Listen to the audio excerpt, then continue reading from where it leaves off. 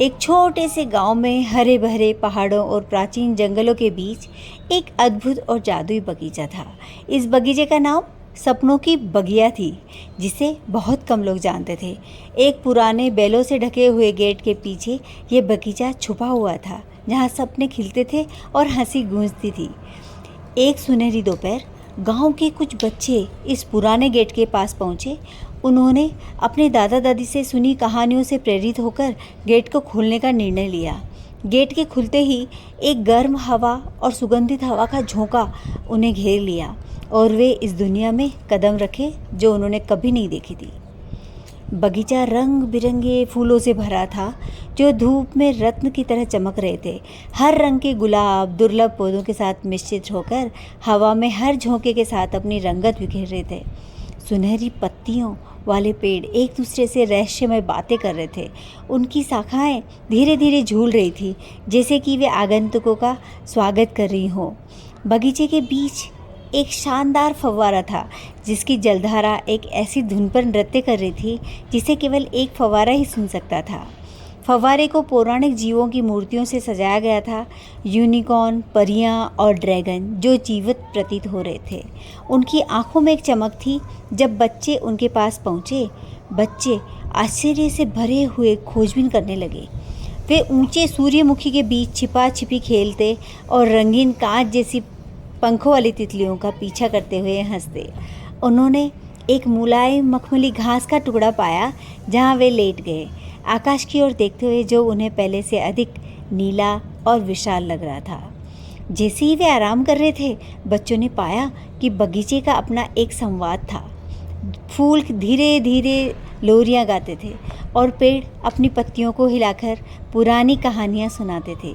एक प्राचीन और बुद्धिमान पेड़ ने एक समय की कहानी सुनानी शुरू की, जब इस बगीचे की देखभाल एक दयालु जादूगरनी करती थी, जिसने इसे अपने जादू से भर दिया था, ये सुनिश्चित करते हुए कि ये हमेशा खुशी की और शांति का एक अभयारण्य बना रहे।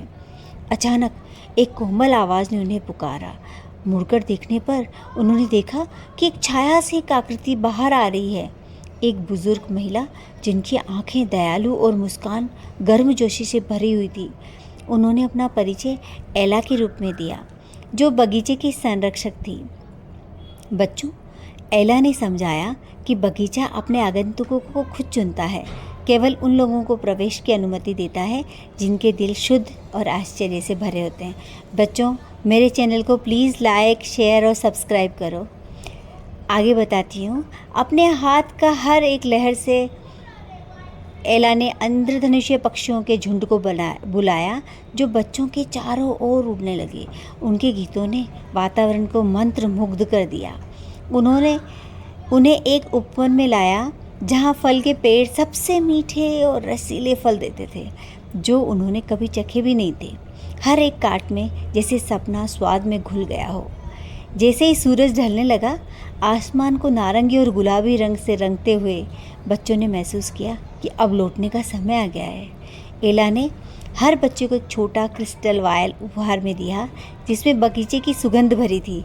उनके जादुई दिन की याद और एक वादा की, वे जब भी अपने दिल को जादू की तरह महसूस करेंगे, वापस आ सकते हैं। बच्चे बगीचे से बाहर निकले। उनके मनोबल ऊंचा और उनके दिल बहुत हल्के थे।